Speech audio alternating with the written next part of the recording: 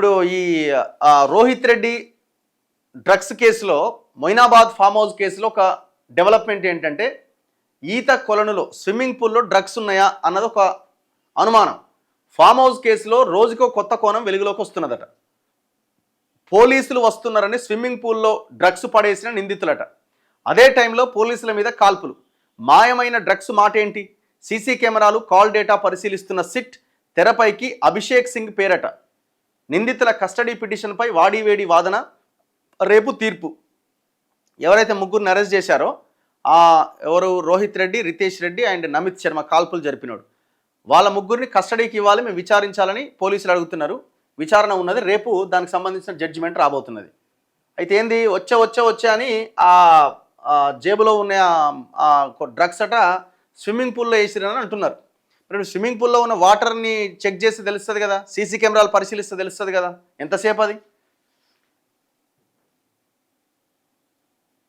ఇగో Moinabad drugs కేసులో రోజుకో కొత్త కోణం వెలుగులోకి వస్తోంది. బీఆర్ఎస్ మాజీ ఎమ్మెల్యే రోహిత్ రెడ్డి ఫామ్ హౌస్లో సోదాలకు వెళ్లిన పోలీసులపై కాల్పులు జరపడానికి ప్రత్యేక కారణం ఉన్నట్టుగా అనుమానిస్తున్నారు. పార్టీలో ఉన్నవారు కొద్దిసేపు పోలీసులు లోనికి రాకుండా చూసేందుకే కాల్పులు ప్రారంభించారని, ఆ సమయంలో తమ వద్ద ఉన్న కొన్ని మత్తుమందులను అక్కడే ఉన్న ఈత కొలనులో పడేశారని పోలీసులు అనుమానిస్తున్నారు.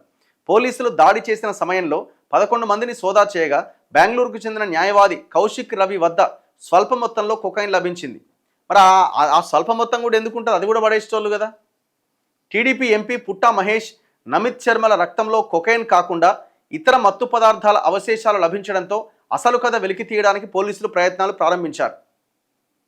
నమిత్ శర్మ రక్త నమూనాలో కొకైన్తో పాటు ఇతర అవశేషాలు, పుట్టా మహేష్ రక్తంలో యాంఫిటమైన్ అండ్ మెథా యాంఫిటమైన్ అవశేషాలు ఉన్నట్టుగా తేలింది. సంఘటనా స్థలంలో కొకైన్ మాత్రమే దొరికింది. ఇతర మత్తు మందులు ఏమయ్యాయనే కోణంలో అధికారులు విచారణ ప్రారంభించగా కాల్పులు జరిపిన సమయంలో తమ వద్ద ఉన్న ఇతర మత్తు పదార్థాలను స్విమ్మింగ్ పూల్లో పడేసినట్లు పార్టీకి వచ్చిన వారిలో ఒకరు అంగీకరించారట. దీంతో నీటి నమూనాల ద్వారా ఏమైనా ఆధారాలు దొరుకుతాయా అని పోలీసులు ప్రయత్నిస్తున్నారట. మరోవైపు మత్తు పదార్థాలు గుర్తించే స్నిఫర్ డాగ్స్ను సైతం ఫామ్ హౌస్కు తీసుకెళ్లారట. యాంఫిటమైన్, మెథా యాంఫిటమైన్ డ్రగ్స్ అమ్ముతున్న పలువురిని గతంలో హైదరాబాద్ పోలీసులు అరెస్ట్ చేశారు. ఈ నెలలో హైదరాబాద్ టాస్క్ ఫోర్స్ పోలీసులు 72 గ్రాముల ఎండీ స్వాధీనం చేసుకుని ముగ్గురిని అరెస్ట్ చేశారు. హై ప్రొఫైల్ వ్యక్తులకు కొకైన్ దొరకని పక్షంలో ఈ ఎండీ అనే మత్తు మందును వాడుతుంటారట. ఏదది యాంఫిటమైన్ అండ్ మెథా యాంఫిటమైన్ అనే దాన్ని వాడతారట. ఏది ఈ కొకైన్ దొరకనప్పుడు.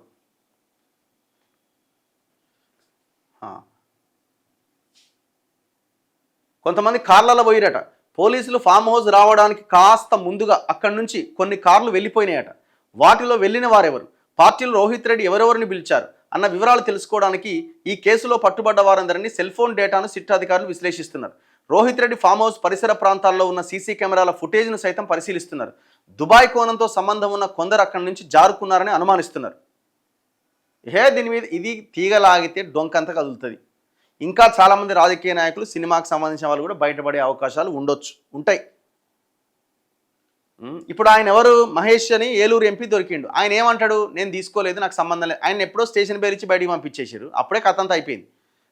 ఆయన నేను బయట టెస్టులు చేసుకుంటే నాకు యాంటీ అయింది ఏదో ఉంది కదా, ఇది ఎండి యాంఫిటమైన్ కానీ మెథా యాంఫిటమైన్ అనే ఏ పాజిటివ్ వచ్చినట్టుగా లేదు అని మనకెవరో పంపించినారు. విజయ డయాగ్నోస్టిక్ సెంటర్లో ఇంకేదో దాంట్లో అదే రోజు సాయంత్రం తెల్లారి 4 గంటలకు ఆయన టెస్ట్ చేసుకున్నట్టుగా రిపోర్ట్స్ ఎవరో మనకు పంపినారు. సో దాంట్లో నెగిటివ్ ఉన్నది, పాజిటివ్ లేనే లేదు. మళ్ళీ ఇంకేమంటున్నారు, బ్లడ్ టెస్ట్లో పాజిటివ్ వచ్చిందని పోలీసులు చెప్తున్నారు. బ్లడ్ టెస్ట్ అసలు బ్లడ్డే తీసుకోలేదని మళ్ళీ ఇప్పుడు ఆయన బయటకు వచ్చినాక చెప్తున్నాడు. దీన్ని బట్టి ఏమర్థం, ఇప్పుడు నీళ్ళలో కలిపి ఎవడో కలిపిండు, ఎప్పుడు కలిపిరు, అది ఎట్లా తెలుస్తుంది? దాని ఎవిడెన్స్ ఎట్లా? మళ్ళీ ఎవడైనా అందులో ఉన్నవాడే చెప్తే దాన్ని ఏమన్నా కేసు కింద తీసుకొని అప్పుడు ఏమైనా విచారణ చేయాలి. ఎవిడెన్స్ ఏముంది అక్కడ చెప్పండి? నీళ్ళలో కలిపితే అది ఎప్పుడు కలిపిరు, నేను కలపలేదు, నాకు సంబంధం లేదని అంటారు. ఏముంది అక్కడిగా? మొత్తానికి ఆ కాల్పులతోని కొంతమంది తప్పించుకున్నట్టున్నారు. కాల్పులు జరపకపోయింటే ఇంకా రెడ్ హ్యాండెడ్గా దొరికేటోళ్ళు. ఆ కాల్పులు జరిపి కొంతమంది ఆ కేసు నుంచి బయటపడడంలో సక్సెస్ అయ్యారు. చివరికి కోర్టుకి ఏం కావాలా? ఎవిడెన్స్ కావాలా? ఆధారానం ఏముందా? నీళ్ళలో కలిపేసారట. నీళ్ళలో కలిపిన తర్వాత ఏం తెలుస్తుంది? ఒకవేళ ఎవడన్నా లేదు నా సార్ తీసుకున్నాడు, నా ముందే ఆ నీళ్ళలో పడేసిందని చెప్పిన ఎవిడెన్స్ ఏంది? లేదంటే అక్కడ సీసీ కెమెరాలు ఉండాలి. నువ్వు అందులో ఏం పడేసినావు సీసీ కెమెరాలో కనబడ్డదంటే నేను ఇప్పుడే టిష్యూ ఇట్లా దూడ్చుకొని అలా పడేసినా అంటాడు, లేకపోతే ఇంకేదన్నా అంటాడు. మరి ఇప్పుడు ఆ కార్లలో ముందు పోయిన వాళ్ళంతా ఎవరు? మొయినాబాద్ ఫామ్ హౌస్ కేసులో సిట్ వరుసగా రెండో రోజు కూడా నిందితులను విచారించింది. కేసులో కీలకమైన శరత్, శ్రావణ్, కౌశిక్ను శంషాబాద్ రూరల్ పోలీస్ స్టేషన్లో సిట్ బృందం దాదాపు 8 గంటలకు పైగా విచారించింది. Future city police commissioner Sudheer Babu పర్యవేక్షణలో సిట్ బృందం అన్ని కోణాల్లో విచారణ వేగవంతం చేసింది. కౌశిక్ రవి ఈ డ్రగ్స్ను సిమ్లాలో కొనుగోలు చేసినట్టు చెప్పినప్పటికీ విచారణలో అది వాస్తవం కాదని తెలిసిందట. డ్రగ్స్ను హైదరాబాద్లోనే అభిషేక్ సింగ్ నుంచి కొనుగోలు చేసినట్లు నిందితులు చెప్పిరట. ఎవడి అభిషేక్ సింగ్? రోహిత్ డ్రైవర్ శరత్తో అభిషేక్కు సంబంధాలు ఉన్నట్టు పోలీసులు గుర్తించారు. అభిషేక్ను అదుపులోకి తీసుకునే ప్రయత్నం చేస్తున్నారు. నిందితుల నుంచి వచ్చిన సమాచారం ఆధారంగా డ్రగ్స్ మూలాలపైన సిట్ గురిపెట్టింది. డ్రగ్ మాఫియా మూలాలు ఛేదించేందుకు ప్రత్యేక బృందాలు ఇప్పటికే రంగంలోకి దింపింది. ఫామ్ హౌస్ కేసు విచారణ సవ్యంగానే సాగుతోందని కమిషనర్ సుధీర్ బాబు తెలిపారు. శంషాబాద్లో నిందితులను విచారించిన సుధీర్ బాబు తదుపరి విచారణ పైన సిట్తో చర్చించారు. అనంతరం ఆయన ఆంధ్రజ్యోతితో మాట్లాడుతూ కేసు విచారణ వేగంగా జరుగుతోందని, కోర్టు అనుమతి రాగానే రిమాండ్లో ఉన్న నిందితులను కస్టడీలోకి తీసుకుంటామని తెలిపారు. అయితే ముగ్గురు నిందితులను బుధవారం రాత్రి 9 గంటల దాకా విచారించారట. ఇదంతా ఇట్లా ఉంటే నిన్న బీఆర్ఎస్ తాండూరు వాళ్ళు ప్రెస్ మీట్ పెట్టారు. కేసీఆర్ ఏమో నోటీస్ ఇస్తాడు, షోకాజ్ నోటీస్. నువ్వు 1 వీక్లో నాకు ఆన్సర్ చేయాలి, 8వ రోజు నిన్ను నిర్ణయం తీసుకుంటాం, ఆ లోపు రాకపోతాను. ఆయన అసలు 14 రోజులు రిమాండ్ జైల్లోనే ఉండే. కేసీఆర్ ఇచ్చిన నోటీసే బక్వాస్ ఒక రకంగా చెప్పాలంటే. ఒకవైపున సరే అది పక్కన పెడితే కేసీఆర్ నోటీస్ ఒకవైపున ఉండంగానే ఆయన రిప్లై రాకముందే బీఆర్ఎస్ తాండూరు వాళ్ళు అక్కడ ప్రెస్ మీట్ పెట్టారు. ఏమని? మా నాయకుడు మంచోడని. మరి వాళ్ళు అంతమంది ఒక దగ్గర మీట్ అయ్యి ప్రెస్ మీట్ పెట్టిరంటే కేటీఆర్కి తెలియకుండా పెట్టిరా? 100% కేటీఆర్కి తెలిసే పెట్టారు. కేటీఆర్కి భయం కేటీఆర్ది. మళ్ళీ మళ్ళీ బయటకు వచ్చి నాకు ఏం చెప్తాడో. ఆ ఫామ్ హౌస్ ఎమ్మెల్యేల కేసు ఒకటి ఉన్నది.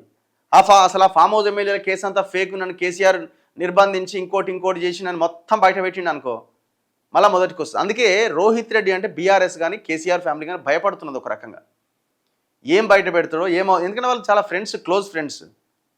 కేసీఆర్తో పెద్దగా సంబంధం లేకపోయినా కేటీఆర్తో చాలా దగ్గర. కేసీఆర్కి ఇబ్బంది ఎక్కడ అంటే ఫామ్ హౌస్ ఎమ్మెల్యేల కొనుగోలు కేసుల దగ్గర ఇబ్బంది. ఆయన ఫామ్ హౌస్లోనే జరిగింది కదా. కేసీఆర్ ఆధ్వర్యంలో రోహిత్ రెడ్డి కదా మొత్తం అంతా స్టింగ్ ఆపరేషన్ చేసింది. సో దీంతో రోహిత్ను కాపాడుకునే ప్రయత్నమే చేస్తున్నారు. రోహిత్ ఈగో హర్ట్ అయి బయటకు వచ్చినాక ఏమైనా బయటకు కక్కితే మొదటికే మోసం వచ్చే ప్రమాదం ఉంది.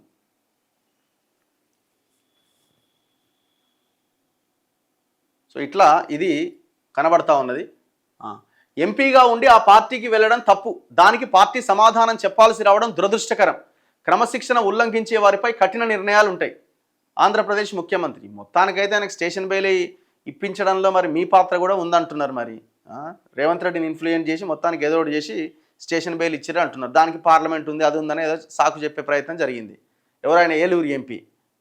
ఇప్పుడు ఈడనేమో పోలీసులు ఇదేదో యాంటీ మెటాఫినా ఏంటిది యాంఫిటమైన్ అండ్ మెథా యాంఫిటమైన్ పాజిటివ్ వచ్చిందనేమో వీళ్ళు, కొకైన్ రాలే కానీ 2 వచ్చినాయి అంటున్నారు. కొకైన్ దొరకకపోతే అది వాడతారట.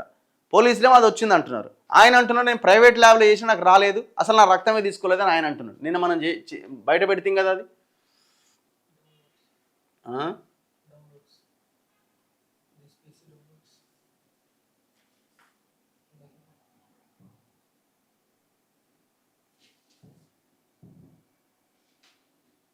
అయ్యో మహేష్ యాదవ్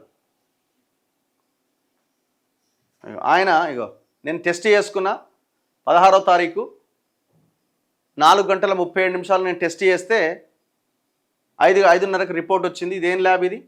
మల్లికా ల్యాబ్స్లో చేయించిన నేను. యాంఫిటమైన్ నాకు నెగిటివ్ వచ్చింది చూడుర్రి, నేను అసలు ఏం తీసుకోలేదని ఈయన అంటాడు. మరి పోలీసులకు పాజిటివ్ ఎట్లా వచ్చింది? మొత్తానికి కేసునంతా అటు ఇటు చేసి హచ్అప్ చేసి ఏదో చేసే ప్రయత్నం జరుగుతున్నది. చాలా క్లియర్గా అర్థమవుతుంది కదా. అదొకటి. ఇది సేమా? నేను విజయ డయాగ్నోస్టిక్ సెంటర్లో చేయించుకున్నాను. ఇంకొకటి పంపిండు. విజయానా ఇది? మిఫత్ డయాగ్నోస్టిక్స్ అట. ఇదేడుందో మరి. Putta Mahesh Kumar 37 years. Amphetamine negative, methamphetamine negative, cocaine negative, అన్ని నెగిటివ్లో ఉన్నాయి, నేనేం తీసుకోలేదని ఈయన అంటున్నాడు. ఇప్పుడు ఇవి మీడియాకు పంపించి నేను చాలా మంచి వ్యక్తిని, నాకు తాగుడు అలవాటు లేదు, సిగరెట్ అలవాటు లేదు, నేనే నమ్మలేకపోతున్నా అంటున్నాడు.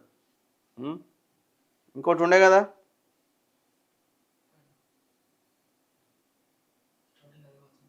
ఇదా కాదు, ఇగో విజయ డయాగ్నోస్టిక్ సెంటర్లో చేయించిండట. పుట్టా మహేష్ కుమార్ రిజిస్ట్రేషన్ ఐడి, ఇందులో కూడా యాంఫిటమైన్ నెగిటివ్ వచ్చిందట. ఇవన్నీ కూడా నెగిటివ్ వచ్చినాయి.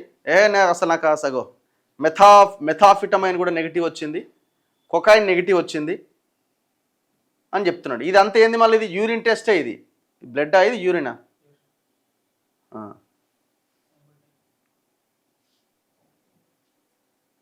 Sample type urine. పోలీసులేమో బ్లడ్ టెస్ట్ చేస్తే వచ్చిందనేమో పోలీసులు అంటున్నారు. ఏంది ఇది?